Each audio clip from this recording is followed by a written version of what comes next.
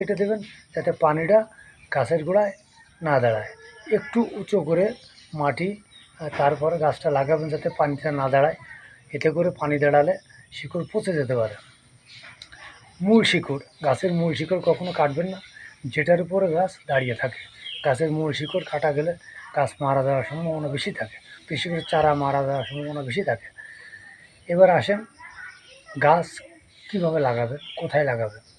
কখনো গাছের বড় বড় গাছের নিচে তলে ছায়া জায়গায় কখনো গাছ লাগাবেন না। গাছের প্রধান শক্তি হচ্ছে রোদ। রোদের আলো যদি গাছের উপরে পড়ে সেই গাছে ফলন আসার সম্ভাবনা বেশি থাকে। আর ছায়া জায়গায় গাছ লাগালে সে গাছ সহজে বাড়ে না, গাছ আস্তে আস্তে ধীরে ধীরে শুকিয়ে যায়, বাড়তে চায় না, অনেক ক্ষেত্রে গাছটা মারা যায়। এইবার মনে করেন আপনার গাছ শুকিয়ে যাচ্ছে, আপনি গাছের চারা লাগিয়েছেন, গাছটা শুকিয়ে যাচ্ছে, ফলন দিচ্ছে না, গাছ আস্তে আস্তে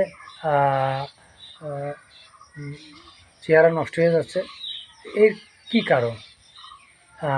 এই কারণগুলো যখন আপনি গাছের দিকে লক্ষ্য করবেন, কারণগুলো আপনি গোড়ার দিকে খেয়াল করবেন, দেখবেন শিকড় থেকে মাটি আপনার কতটুকু উঁচুতে আপনি মাটিটা দিয়েছেন।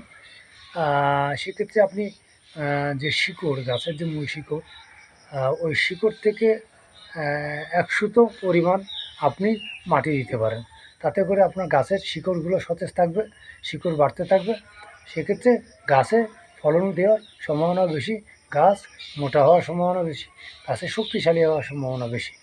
এবার মনে করেন যে স্থানে আপনি গাছটি লাগাবেন সেই গাছের চতুর্দিক খেয়াল করবেন, সেখানে ঢালাই কঙ্কর আছে কি না, সেখানে মাটি আছে কি না, গাছের শিকড়গুলো ছাড়াতে পারবে কি না।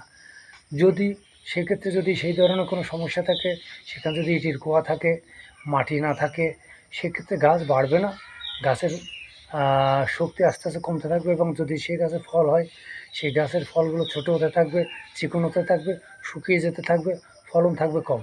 তাই দেখে শুনে বুঝে আপনারা বাড়ির আশেপাশে গাছ লাগান।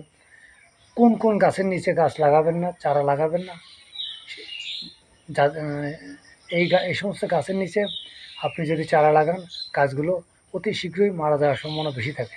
সজনে গাছ, বট গাছ, সবেদা গাছ, কষ জাতীয় যত গাছ আছে, রেন্ট্রি গাছ, এই সমস্ত গাছ, এই ধরনের গাছ যেখানে থাকুক না কেন ওই স্থানে গাছ লাগাবেন না।